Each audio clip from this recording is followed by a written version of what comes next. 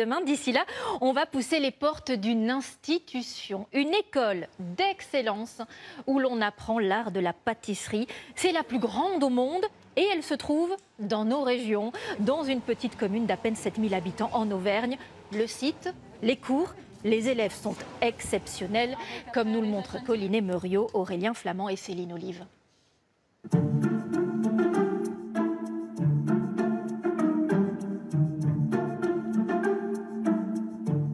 Ces pâtisseries sont le résultat de nombreuses heures de travail et d'années de perfectionnement.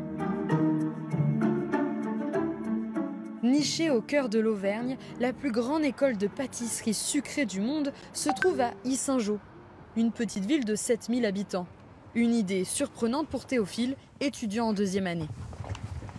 On se demande pourquoi est-ce qu'elle est intégrée ici, mais après on s'en rend bien compte quand il faut être toujours concentré dans son travail, toujours être très rigoureux, et je pense que ça s'apprend quand on est au calme et quand on n'a pas de distraction autour de soi. Les cartables sont remplacés par des valises. À la place des cahiers ou des stylos, un inventaire d'ustensiles étonnant. On a des choses qui coupent, des couteaux, des pinceaux, des thermomètres, des douilles, des ustensiles, des calculettes, des minuteurs. Des calculettes, pourquoi des calculettes? C'est un peu de tout en fait, la pâtisserie, c'est des maths, de la chimie, de la technologie. Et ici, l'emploi du temps ressemble à un menu. Alors, il faut que quelqu'un texture la crème au beurre. Au programme cet après-midi-là, les gâteaux de mariage. D'accord? Mais avant de maîtriser parfaitement la recette, les élèves ont le droit à quelques petites astuces. Pour s'entraîner, le mieux, c'est effectivement d'utiliser ce genre de matériaux. Où là, pour le coup, on utilise ça comme si c'était un vrai gâteau. Sauf que là, du coup, on peut se tromper avec ça. Est-ce qu'on peut me sortir une plaque, s'il vous plaît?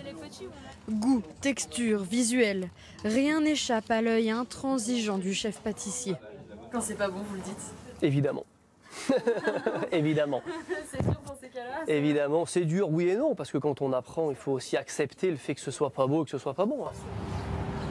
Tous les ans, l'école accueille plus de 1500 élèves répartis dans 11 salles de cours aux allures de cuisine géantes. Et derrière chaque porte, une nouvelle pâtisserie qui met l'eau à la bouche. Et après, vous coupez quand c'est la bonne texture.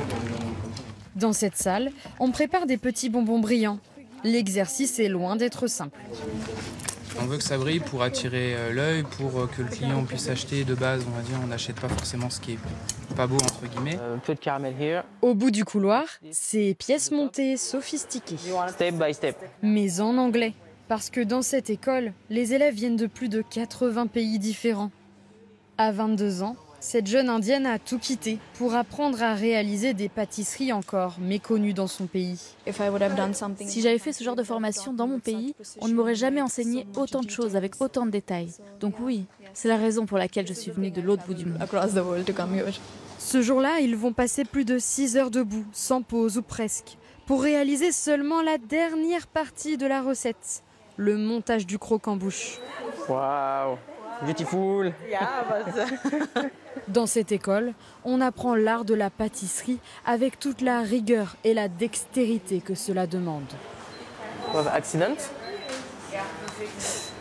Ah, yes. Ah, break. Un faux pas, et c'est raté.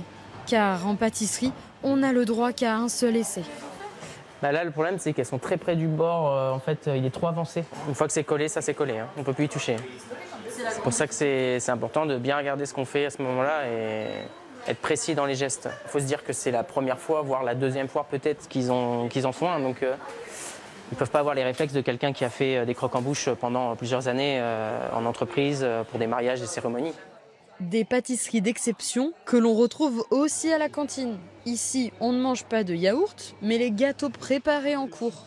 Alors parfois, c'est un peu difficile de garder la ligne. Au début, on est tenté par goûter à tout quasiment. Donc on mange souvent en labo et puis on prend vite du poids. On goûte et on immortalise. Rares sont les élèves qui photographient leurs copies à la fin d'un cours. Je mets ce que j'ai fait en valeur. Du coup, il faut qu'il soit beau, il faut que ça donne envie. Voilà. Sur les réseaux sociaux, les clichés de Kenza font toujours saliver, mais ne reflètent pas la difficulté de la matière. Des fois, il y a des trucs, c'est super simple, ils croient que c'est un truc de fou. Alors que non, c'est juste la photo qui est super belle. Donc voilà. Bon, là, c'est simple Non, ça, c'est pas simple. Non, pas du tout. Là, j'ai galéré. Il faut dire qu'on les comprend. L'exercice est impressionnant. Pour réaliser cette recette de croque-en-bouche et venir à bout de ces finitions qui rendent ses élèves si fiers, il aura fallu plus de 24 heures de travail.